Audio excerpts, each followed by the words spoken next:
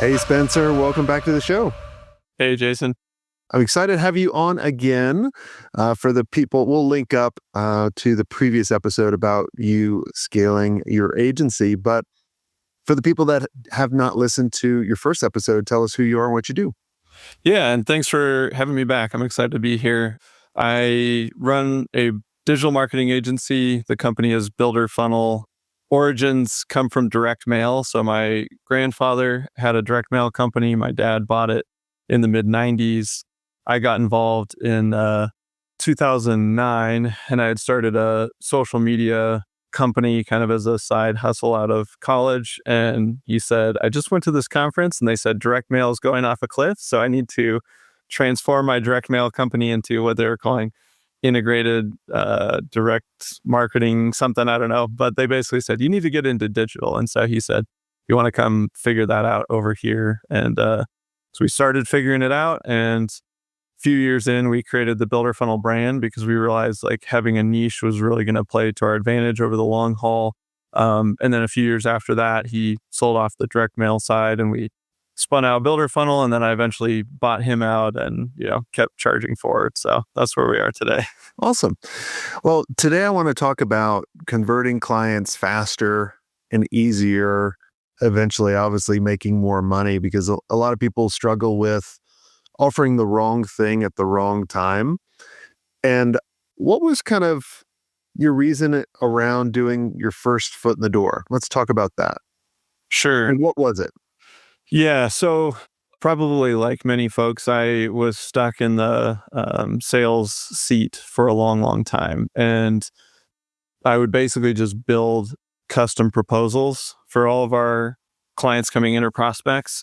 And I would do a discovery, and then basically if everything was looking good, I'd say, well, why don't I dig into your website, your analytics, and I'll build a custom, plan and proposal. And I would basically use our similar methodology and everything, but I would try to tweak the deliverables, adjust like the quantities, hey, you have more aggressive goals, we're going to, spend more here, and then put that in front of people. And so my first step that got us out of that was productizing kind of a front end offer. And so we didn't call it a foot in the door. It was more like we need a way to systematize our sales process. And so I wrote a book, The Remodeler Marketing Blueprint, a few years ago. And I basically said, well, why don't we create a strategy plan product? And we called it the Remodeler Marketing Blueprint. And so the way that worked is people would pay a one-time fee. I think we started it at 20 grand. Right now, pricing is 15 grand for that. And we basically build a 1-year strategic plan, and then the client can either take it and run with it, or we can implement it for them. And we did try to really build in a ton of value if they did want to do it themselves. We built out a whole Asana board that was basically like a checklist for a whole year, and it had links to all of our SOPs and training videos on how to do stuff. And so if they did want to self-implement, like they had the resources to do it. And then we're just like, well, let's see who moves into, monthly services, which is all we sold prior to that move. So that was step number one. Yeah. What was the conversion rate for selling from a prospect to selling that $20,000 project? Yeah, from prospect, like first discovery call to that, it was probably in the 10% range or 15 or something like that. And then I think at the time, for whatever reason, the first year we ended up selling the blueprint, it was like 35 or 40% moved into recurring services.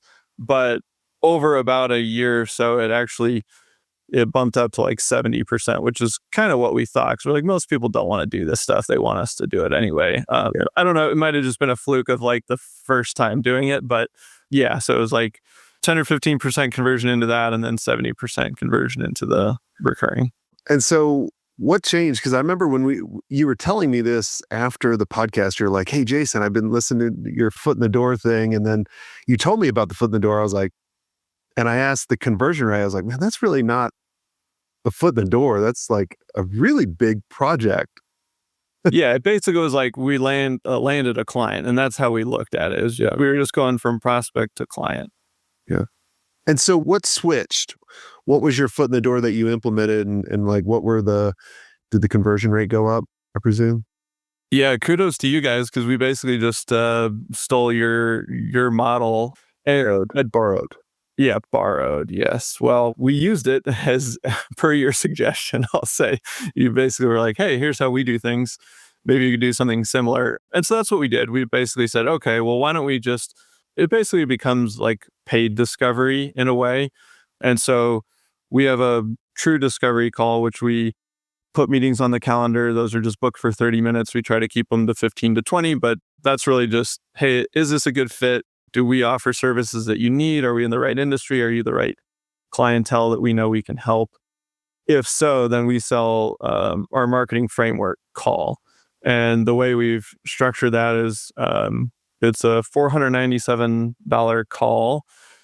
And we have them send us some logins, get access to their analytics and a few other things. And then we set up, it usually takes about 90 minutes. Some of them go a little bit longer. And we do a pretty exhaustive like run through of their website. We pull up Ahrefs, dive into their SEO, look at their Google Analytics, look at their ads. But we walk them through the framework that we follow, which is just the attract, convert, nurture, measure that we do all of our strategy plans based off of. And so at the end of that call, we basically say, hey, you've learned a lot, take it and run with it. 2, you're like, great, I think Builder Funnel can help. Let's talk about like what that looks like, which then we just go to the blueprint or, our website is called The Foundation and then into recurring services. Or 3, we wasted your time, like we'll refund you, no hard feelings. And so, yeah, from framework to close, last year, 35.5% of those converted. It's pretty big jump. Yeah. And has anybody ever asked for the money back? We've gotten 2 or 3, and they're usually just like, they were small. They just were like, you could just tell that they needed the money back. They were never going to move forward, or, there's always something funky. And like, I honestly don't care. I'd rather just refund it and be like, whatever, no big deal. Like, that's not what we're in the business of trying to sell. So a big mistake a lot of people make that I've seen is they're trying to qualify someone for the foot in the door.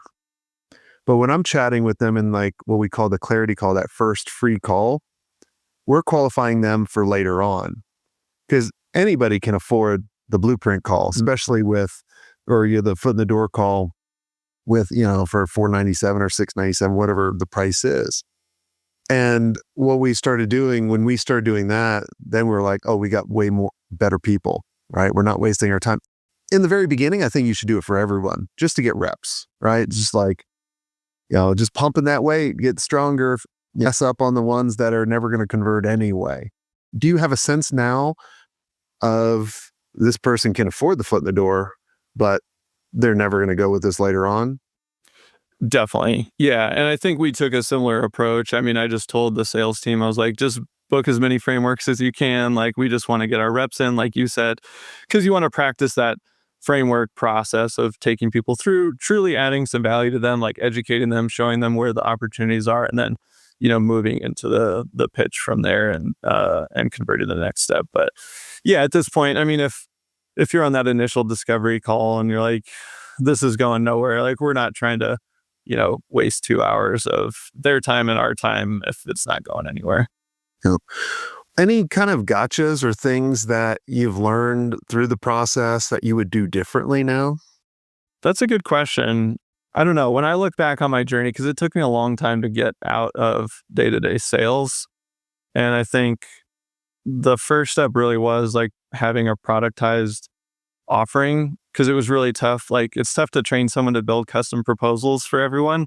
Yeah. So that wasn't going to scale very well. And what that offer did for us was we got paid to build the custom proposal, which is the plan that we're going to do for them. And then the foot in the door that you guys suggested really like cinched the sales process together. Because what we realized is like we had the offer. I hired a sales guy, and that was my first time successfully having somebody else run through a full cycle sale and sell that offer without me. but it was like we had a discovery, and then there was just like a second call and a third call, and there was just no structure between call one and close. And so that's really what this step did, the paid step, where you can really get somebody invested in wanting to spend time with you and solve their problem.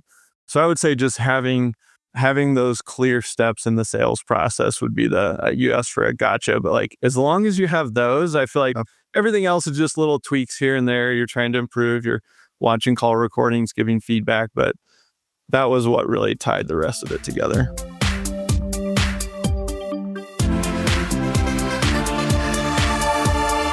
Hey, agency owners, if you're sticking with one platform for every project, you're probably stuck in a growth bottleneck.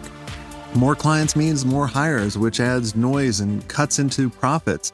To break the loop, you need a more flexible tool that doesn't stretch your resources. Now, Wix Studio is a smart addition to your agency's toolkit. Intuitive by design, your team can quickly master the platform and focus on the work that matters the most.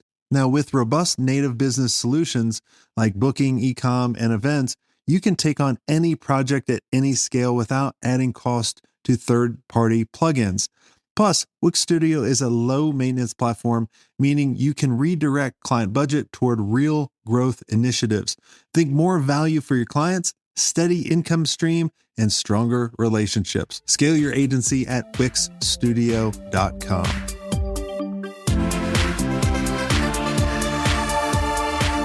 And I think everyone's always tweaking it, right? Like even with our process, we've been doing it for years and years. There's always little things that you can always kind of pick up on. I always tell everybody, always record those calls. Yes. And I'd always tell the client, I'd be like, hey, we're going to record this so we can send this to you later on, because there'll be a lot of stuff that we don't talk to, and we'll send you the AI transcripts and all that kind of good stuff. But the main reason why we record is so us as a team can review, and we can look at, well, how did you leave off on this one part? And like, what's that small little adjustment we can do? But like you said, it's all about figuring out that structure of how do we qualify this prospect? Where do we move them to the next? And what are all those little milestones in order to build trust? Because the beauty about what you've done is you had a complex kind of process to talk to these salespeople, which was complex for the salesperson to come in, complex or a hard decision for the client because it was so risky, right? It's a lot of money. And then when you kind of start breaking it down with this like offering ladder, it makes it very simple for the salesperson. It makes it simple for the prospect to say yes, because there's low risk. You get to show value. You get to see, do I like this client? Like, have you gone through any of these processes? Be like, man, this client's a nightmare. Like, we'll Totally. Yeah. go away. Yeah. If that 90 minutes is painful, then the rest of it's going to be painful. So, yeah, absolutely. Yeah, that's awesome. Well, good. Well, I'm glad that all worked out for you. I'm excited for you guys to see what else you guys can do. It also saves you time too of all those different follow-ups. Is there anything, Spencer, that I didn't ask you that you think would benefit the listeners listening in right now? One thing that we're just in the beginning stages of is actually playing around with the price point of the foot in the door, and we set it above, I think, where you guys had a range that you recommend. Yeah, ours is that's 6 to 7. The upper end of that or something. But at $497, we basically are just looking at, we actually are currently looking for more throughput on our whole process, and so we're going, well, what if we change this to $197? We still want them to pay, but just like on that call, I don't want them to be like, well, let me talk to because you still get that. It's funny. I think it's just like there's breakpoints in people's minds. And I mean, it's way too early to tell, but yesterday we had the first day where we tried it at 197. And I think there were, I don't know, 8 or 10 calls on the calendar and 7 of them converted. And so it was like, oh, interesting. Again, way too early to tell if where the averages will settle out, but we're going to run that for 90 days and just look at that cohort of, and see like, what's the throughput there? Because we figured, hey, if that goes up 50%, maybe the conversion rate from framework to close doesn't, maybe that goes down a little because you pull in a few more people that really you shouldn't have. But I think our overall throughput will go up. So it's important to kind of just keep looking at it and never feel like, oh, this is dialed in perfect. Yeah. The other thing too, by having it a certain price, the one thing, and keep me posted on because I'm interested on this, is if it's too low, then a non-decision maker can do it. Yes. Versus, if it's like, 497s, depends on the type of companies you guys go after and all that kind of stuff. But if someone's like, oh, let me go check with the boss, I'm like, why am I not talking to the boss now? I would never do a blueprint or a foot in the door for a non-decision maker. And if that decision maker wasn't present in the meeting, I would reschedule it because then you're just wasting your time. But that's interesting because I always tell people the price really doesn't matter. But at the end of the day, it really does matter. Not for the profit, right? Or revenue. No. But yeah, again, like if that takes us from, 5 customers a month to 6 or 7 because we changed a $300 thing, like it's so worth it, right? So we'll see, TBD. Yeah, no, I think everybody should test it out. And then if you get too high and not many people are saying, back it down again. They have to value what you're doing too, right? And do you position when you go, it's 497 or 197, be like, look, we're going to be losing money on this. But how do you position the 197 so they don't be like, oh, that's what they charge for 90 minutes? Oh, yeah. I don't know that we've ever really framed it. We just say this is what we charge for this process. And at the end, there are these 3 outcomes, right? You either got value and you know what you need to do next. You want to hire us for the next step, or, you didn't get any value and we'll refund you. So, but yeah, I think that's interesting. I'm not sure. I'll think about that. Yeah, you should, because what I always tell people is, look, we charge $697 for this agency blueprint. We're not making any money on it. And we're just doing it to make sure that you're serious, because people are going to pay attention more if you pay for something, right? But don't think my hourly rate is $697. It's well above that. I just preface that. So then they're not shocked. Yeah. When you go to the $20,000 project, be like, whoa, I thought that was going to be $5,000 or $1,000 or something, right? Yeah, I think that's good. Yeah, because you want people to pay and move forward, but you also want them to know that there's more on the back end. Or let me give you a deal. We normally charge this up. What you may want to try, do you send them to a landing page, like an easy checkout page, or do you take their information? Or we do an easy checkout page. And yeah, we've been basically, the way we're positioning this new pricing is, hey, it's $497, but I've got this code for you and you can knock it down to $197. You may want to position it at $1,500 and then position $197. They're getting the steal after you qualify them, though, right? Sure. I'm just going in my head now, right? That would work really well for you. Yeah. Well, we'll run this test first, and then we may we'll jack up the back end price. Yeah, let's see how $10,000, but yeah, act now and get 2 katsu knives and a vacuum. I think it is nice as a sales tool in your back pocket to be like, but if you're ready now, I can give you a code and we can just check out, Yeah. Some of that is a little, you're like, are you really going to honor that? If they say no now, then are you going to hold your original pricing? So we try to hold true to the, ethical, this is what we're going to do. So right now we're basically just saying, hey, I have this code, and we're not saying they have to sign up on the call, but yeah, so far so good. That's good. I always hate when people do the false urgency. Yeah. That drives me crazy. And I think people can see through it too. They can feel it. Yeah. But if you're like, hey, if you're ready now on the call, a lot of times when we're on our clarity calls, we're like, hey, if you want to do this now, it's this, right? Just tell them. So yeah. Awesome. Well, everything's a test. Thanks so much, Spencer, for coming back on the show, sharing kind of success. And if you guys need more help with your foot in the door and your offering ladder, reach out. Go to agencymastery.io, click that little scale button, and we'll jump on a call. And you can see how our process works and how we can help your agency be more profitable, stop wasting time, fix a lot of those profit leaks, and make more profit without cutting costs, which is always a good thing. So until next time, have a swank day.